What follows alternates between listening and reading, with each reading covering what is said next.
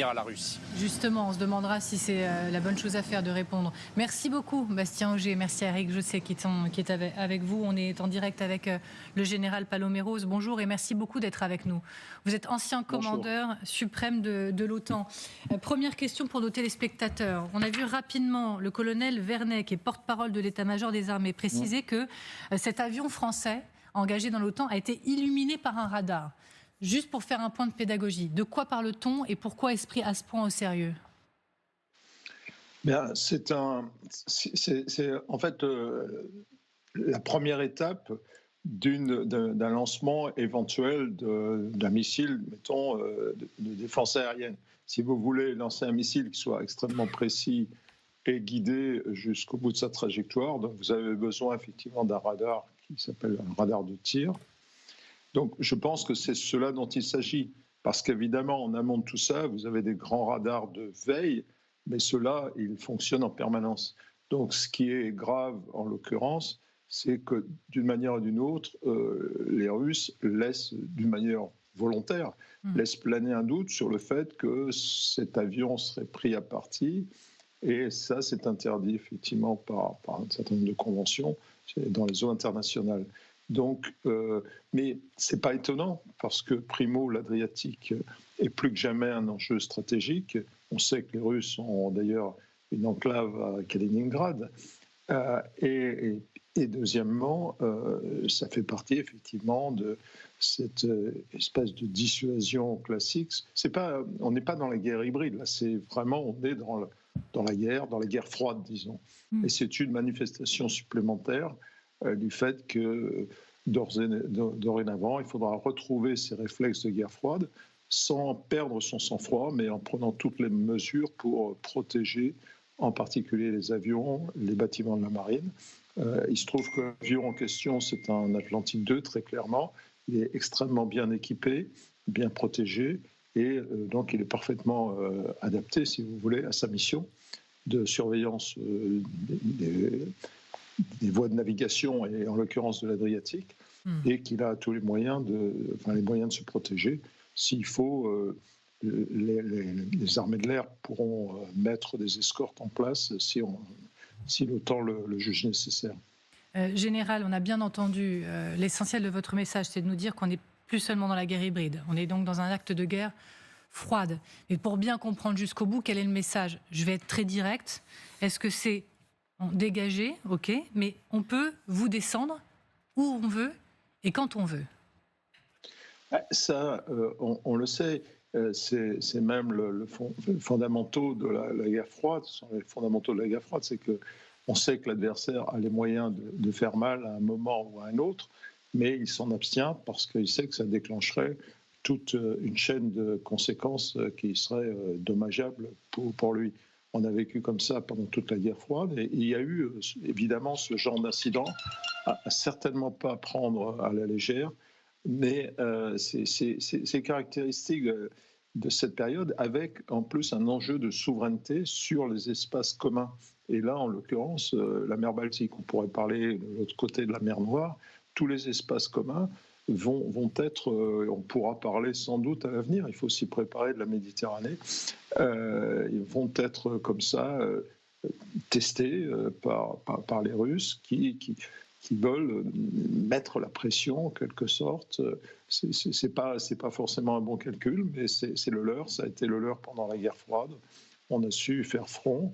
Je crois qu'il faut plus que jamais que l'OTAN soit décidée, et donc qu'il n'y ait pas à la tête de l'OTAN le moindre doute là-dessus. On en reparlera plus tard. Mais, et surtout que voilà, les pilotes, les équipages qui volent dans cet environnement doivent considérer qu'ils volent comme s'ils volaient en temps de guerre. C'est une guerre froide, mais qui peut se détériorer rapidement. Il peut y avoir des erreurs aussi. Vous savez, on l'a vu, hein, les missiles solaires russes qui ont abattu une erreur, une faute, on appelle ça comme on veut, qui ont abattu des avions civils il y a plusieurs années, et ça s'est reproduit malheureusement. Donc, grosse vigilance, gros professionnalisme, mais ça, nos équipages, les équipages de la marine là, qui volent dans l'Atlantique 2 sont des C'est grands ce qu'ont fait professionnels. savoir les responsables de l'OTAN la nuit dernière, en effet, qu'il y avait une réaction qui a permis d'éviter que ça aille plus loin. On reste ensemble, hein, Général Paloméros. Je vais juste rappeler le contexte quand même important. L'avion français avait pour mission précisément de surveiller les activités en mer Baltique suite au sabotage de câbles sous-marins avec les fameuses frégates fantômes dont on vous a parlé sur cette antenne. Cet avion, il a été déployé avant-hier seulement. Donc vous voyez la rapidité de réaction des Russes. Lors de ses premières missions, il était parti de Bretagne. On avait justement interviewé le lieutenant du vaisseau Stormy, chef de bord, qui nous donnait des détails sur cette opération. Regardez. On a plein de capteurs très très performants, notamment l'œil pour commencer, les caméras, les appareils photo, plus plein d'autres capteurs à bord. Et on va pouvoir voir, effectivement, on ne pourra pas voir effectivement si la personne est derrière un câble, puisqu'on n'est pas au bout de l'encre ou au bout du système qui va faire que. Mais grâce à différents renseignements, notamment des forces maritimes qui sont sur des bateaux ou sur des avions, le fait de pouvoir recouper toutes ces informations va nous permettre de ne dire pas si le bâtiment est suspecté de ce genre d'activité. Grégory Phillips, est-ce que, oui, un cran a été franchi ces dernières heures? Écoutez, je vais reprendre ce que disait Bastien Auger. C'est un incident sérieux. C'est un incident sérieux qu'on examine évidemment au niveau de l'état-major, et même plus haut au niveau du ministère et du ministre Lecornu, et j'imagine que le chef de l'État a été tenu informé. C'est un incident sérieux. D'autres incidents du même type se sont déjà produits. C'est pas la première fois. On sait, si on peut revoir la carte, on sait qu'on est dans une zone de friction évidente. On est en mer Baltique. La mer Baltique, c'est un lac otanien. Regardez sur la carte, tous les pays autour sont membres de l'OTAN, avec cette petite enclave de Kaliningrad qui est un bout de territoire russe. C'est-à-dire que c'est l'endroit de contact entre l'armée russe et les troupes otaniennes. Donc évidemment, il peut y avoir des frictions, des incidents. Ce qu'il faut garder, c'est son sang-froid, son calme, comme le disait notre invité à l'instant. C'est ce que l'équipage a fait pour pas que ça dégénère. Donc ils ont été mis en joue, ils ont très bien réagi, et normalement l'incident est clos à ce stade. C'est pour ça que je me veux un peu rassurant. On n'est pas en guerre avec la Russie. Il y a eu un incident, il y en a eu d'autres avant. C'est un incident sérieux qu'il faut évidemment considérer, mais ça ne va pas déclencher une guerre avec Moscou. Je vous propose d'écouter le général Cavoli qui a réagi pour l'OTAN la nuit dernière, les dernières heures. Je ne veux pas parler de ce cas en particulier, mais de façon générale, ce type d'incident est assez répandu. C'est sérieux et cela va au-delà des frontières de l'Europe. Donc il le dit, c'est assez répandu, on va revenir là-dessus, mais quelle réponse maintenant ?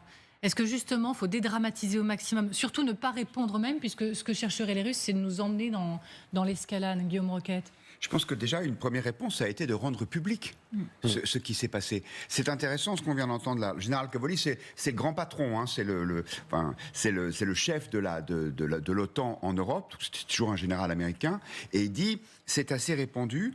Le colonel Vernet, qui est le porte-parole, et l'un des porte-paroles de l'armée française, dit que cet événement n'est pas exceptionnel dans cette zone. Ce qui sous-entend qu'en fait, c'est déjà arrivé, mais là, en rendant public cet incident, je pense que l'OTAN dit « Attention, nous ne sommes pas dupes. Nous ne pouvons pas accepter ce genre d'intimidation. » Après, il n'y a pas de mesures de rétorsion immédiates.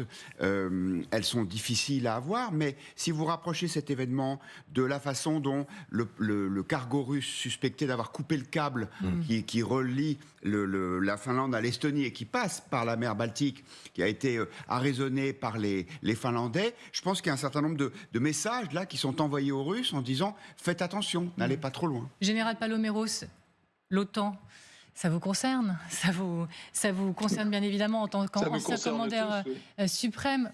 Il faut réagir ou pas? Est-ce que vous dites que l'OTAN doit réagir? Ou au contraire ne pas réagir pour ne pas donner justement ce sentiment d'escalade que rechercheraient peut-être les Russes? Vous savez, l'essence même de l'OTAN, c'est de dissuader, de prévenir justement les crises. Donc la meilleure réponse de l'OTAN, c'est de montrer d'abord qu'elle est là, qu'elle met en œuvre des systèmes d'armes qui sont de très haut niveau et armés par des gens qui sont formés, entraînés et qui savent garder leur sang-froid, et qu'elle est prête à réagir en cas de besoin. Elle n'a pas à en faire plus. Les moyens de l'OTAN ne sont pas utilisés dans les mêmes conditions que les moyens russes. C'est-à-dire nous ne considérons pas, nous n'accrochons, comme on dit dans notre langage, jamais une cible de manière, pour laisser planer un doute à l'adversaire. Ce n'est pas ça du tout l'esprit, c'est au contraire essayer de calmer le jeu autant que faire possible, mais de montrer d'abord notre présence. Il n'y a aucune raison que cet avion n'ait pas le droit de survoler la zone où il est. Ce sont des zones internationales. Oui. Deuxièmement, de montrer qu'on est prêt à réagir. Et ça, c'est les avions qui survolent les pays baltes, par exemple, en permanence, les avions de combat, depuis des dizaines d'années, depuis près d'une vingtaine d'années. Les avions des pays de l'OTAN font des rotations au-dessus des États du pays balte, justement pour montrer que nous sommes prêts, que l'OTAN est prêt à se défendre. Alors, Général, je vois des doigts, des stylos, des mains qui se lèvent autour du plateau. Donc, tous, vous allez pouvoir réagir et poser vos questions. Isabelle Saporta, Elisabeth Martichoux, Guillaume Roquette, Philippe Val, bien sûr. Allez-y. Écoutez, je trouve très intéressant ce que vient de dire le général Paloméros quand il parle en fait de cette guerre froide qui revient, du retour de cette guerre froide. Et là, on voit bien qu'on est dans un moment justement à la veille de l'investiture de Donald Trump, vraiment où tout se cristallise et de façon très rude. Quand on voit cet avion français visé, quand on voit que Keir Starmer, qui vient d'arriver à Kiev, il y a eu cette détonation, il y a eu ces sirènes, voilà. On voit que Poutine ne va rien lâcher et qu'il va effectivement tout faire pour rendre toutes ces choses aussi tendues que possible. La question qui va se poser maintenant avec l'investiture de Donald Trump, c'est dans quel camp, entre guillemets, est l'Europe ? Parce qu'on voit bien, vous le rappeliez tout à l'heure, Guillaume Roquette, ces histoires de câblage coupé, c'est la Russie ou c'est la Chine. Donc on a d'un bloc avec la Russie, la Chine, les BRICS, et Donald Trump, où est-il ? Il est contre les Chinois, mais avec Elon Musk qui a toutes ces Tesla qui sont construites en Chine, est-ce qu'il va vraiment rester contre les Chinois ? Est-ce qu'il y aura vraiment cette politique tarifaire comme il vient de nous le dire ? Donc si vous voulez, ce qui est très angoissant, c'est en fait la faiblesse de l'Europe. Ça raconte la faiblesse de l'Europe. Et je ne sais pas où on va si on n'est pas capable de s'armer, d'avoir enfin une armée européenne et d'être capable au fond de s'émanciper un tout petit peu de l'OTAN, parce que je ne suis pas sûre que ce sera la couverture que l'on espère dans les années à venir. Qui veut réagir ? Elisabeth, je vous voyais réagir. Oui, je peux poser une question. Allez-y, c'est ouvert. Alors moi j'ai une question très simple, pardon, général Paloméros. Évidemment, ce qu'on craint, c'est que ce qui est une erreur humaine en réalité. Vous dites c'est un incident, mais un incident très grave. Je ne sais pas moi, un pilote russe fatigué qui comprend mal, interprète mal l'ordre qui lui est donné d'intimider les avions otaniens, et là, le drame. C'est cela, c'est que c'est la prise de risque de ces menaces russes. Si jamais il y avait le facteur humain qui intervenait négativement, ce serait une catastrophe. Donc comment on peut empêcher que les Russes provoquent ainsi de façon vraiment très préoccupante les avions otaniens ? Est-ce qu'il ne faut pas renforcer encore notre présence sur ce lac-là, lac otanien, pour dire aux Russes, arrêtez ? Général. Le problème, c'est qu'il faut sans doute renforcer notre présence là et ailleurs. Nous avons affaire à un vaste front du nord au sud, surtout avec une alliance atlantique qui s'est élargie. Alors bien sûr, je ne peux que souscrire aux vœux, mais qui restent des vœux relativement pieux jusqu'à présent, que l'Europe soit plus autonome. Mais ça, à la limite, c'est un autre débat. Enfin, c'est un débat qui est évidemment absolument stratégique pour l'avenir. Nonobstant les positions prises par le président à venir américain. Mais je crois que c'est en permanence, chaque jour, nos forces s'entraînent pour ce type de situation. Et essayent de mettre en place à la fois des tactiques et des modes opératoires qui justement leur permettent d'anticiper. Évidemment, l'incident est toujours possible et on essaye, tant que faire se peut, j'ai vécu ces situations, d'aller au maximum de ce qu'on peut faire. Par exemple, pour détourner, ça m'est arrivé pendant la guerre froide, des bombardiers russes qui rentraient un peu dans notre espace aérien, tout en prenant des marges de manœuvre pour être sûr que, justement, sans les éclairer, tout en prenant des marges de manœuvre pour être sûr qu'il y a bien une bonne compréhension. Ça a marché. Oui. Il n'y a quasiment pas eu d'incident pendant la guerre froide. Il n'y a pas de raison que ça ne marche pas s'il y a une coopération tacite entre les deux parties. Maintenant, si M. Poutine veut pousser plus loin le bouchon, là, on changera complètement de registre. En effet. Philippe Val, parce que je ne vous ai pas encore entendu. Est-ce que Guy va réagir, oui. En ce moment, on parle beaucoup de ce que fait Trump, notamment au Moyen-Orient. Est-ce que Poutine n'a pas envie d'exister et les accidents qui se succèdent comme ça, il y en a eu plusieurs, sauf qu'ils viennent tous de la Russie. Ils viennent pas, c'est pas des accidents qui viennent un coup de la Belgique, un coup des Allemands, un coup des Français. C'est toujours les Russes qui abattent un avion accidentellement. Et le fait qu'il y ait eu ces câbles sectionnés par un navire russe et que les avions censés surveiller les bateaux qui détériorent les câbles sont pris et visés. Enfin, c'est un avion qui était là pour surveiller les navires qui peuvent détériorer les câbles. C'est-à-dire que c'est la même histoire. C'est-à-dire c'est toujours une histoire de câbles et d'informations pour couper, en quelque sorte, le flux d'informations qui arrive en Europe. Là, il y a un faisceau quand même de causes. On ne peut pas dire que c'est un incident. C'est quelque chose de pensé et vraisemblablement de décidé en haut lieu.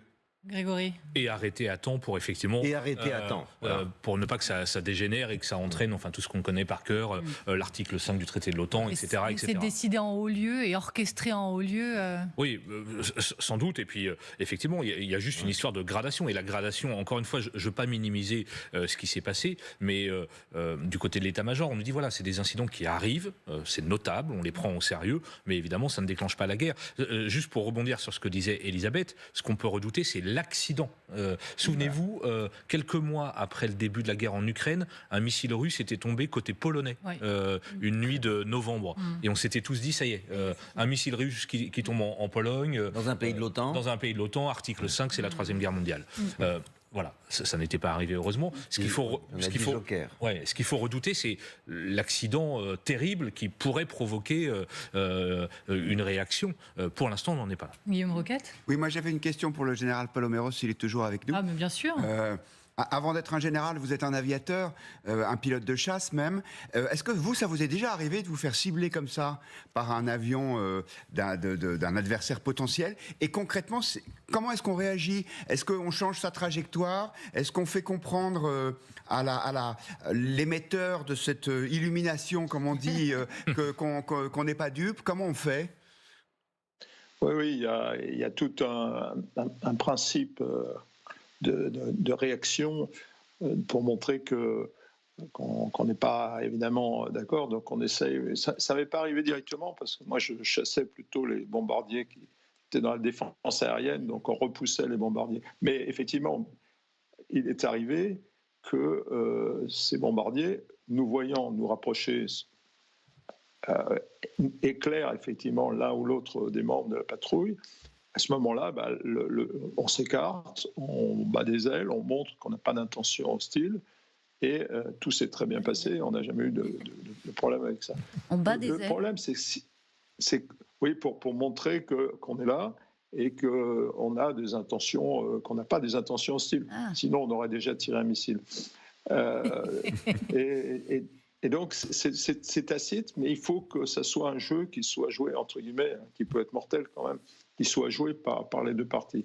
Je vous dis, toute notre expérience de la guerre froide a montré que ça marchait, sauf s'il y a un moment ou un autre, évidemment, il y a une volonté politique, mais qui ressortirait d'une logique plus stratégique. À ce moment-là, M. Poutine sait très bien que s'il commence à engager ne serait-ce qu'un bâtiment, un avion de l'OTAN, là, c'est plus du tout la même chose. Alors, c'est plus...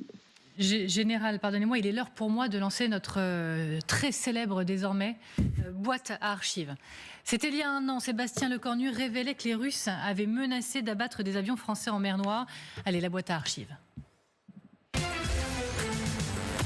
tentatives de prise de contrôle d'avions, de bateaux, d'intimidation de patrouilles. Je précise des patrouilles de l'armée française dans des espaces maritimes ou aériens libres en matière de droit international et avec des tentatives d'intimidation. Évidemment, on le condamne. Ça permet à tout à chacun de prendre conscience aussi que la Russie désormais est dans une posture d'agressivité, de jouer avec un certain nombre de seuils qui est désormais complètement différente. Ce n'est plus la Russie d'il y a 2 ans, telle qu'on constate en tout cas son comportement aujourd'hui.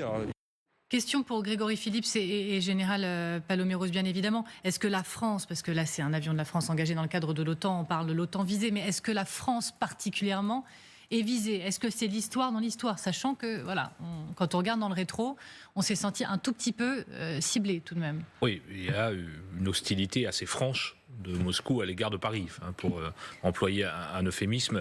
Dans ce cas précis, honnêtement, je ne sais pas si c'est un avion français qui est mis en joue par l'aviateur russe ou si c'est simplement un avion de l'OTAN censé surveiller cette mer Baltique. Honnêtement, je ne sais pas. Et Général, peut-être votre analyse, votre réponse? Non, il y a une très grande homogénéité et complémentarité des moyens de l'OTAN qui volent en particulier dans cette région et qui surveillent cette région. Donc non, je ne crois pas que ce soit délibérément un avion français. Et donc la France ne doit pas répondre tout particulièrement? Non, montrer, si, d'une manière politique, d'une manière communiquée, effectivement, ça c'est une bonne chose en disant on n'est pas dupe, on sait que ça se passe maintenant, stop. C'est aussi ça la dissuasion, c'est dissuasion politique, militaire, et puis la prévention. Et Guillaume Roquette, si on devait répondre politiquement, quelle pourrait être notre réponse politique? On l'attend potentiellement ce matin. Après tout, Emmanuel Macron, on le rappelle, on l'a vu, on était en direct au Liban, est avec son ministre, tout près des médias. Je pense que la réponse politique, c'est une réponse d'unité. Parce qu'évidemment, la réaction de l'OTAN est très attendue dans le contexte politique qui est celui de l'arrivée de Donald Trump au pouvoir. Et le fait que le général Cavoli, donc, qui est le général américain qui commande l'OTAN en Europe, ait pris position, et pas par l'intermédiaire d'un porte-parole, c'est une façon de dire nous sommes tous unis face à ce genre de menaces. Et évidemment, c'est un message important à envoyer aux Russes en ce moment. Et je remercie beaucoup le général Paloméros d'avoir été avec nous. C'est quand même super d'avoir l'ancien commandeur suprême de l'OTAN avec nous pour réagir et en plus, effectivement, connaissant particulièrement bien les airs. Merci d'avoir été avec nous, général. C'est toujours un plaisir. Merci à vous, Grégory Phillips. C'est toujours un plaisir également. Partagé. Pas de jaloux. Allez, dans un instant, on prend la direction du Liban. Emmanuel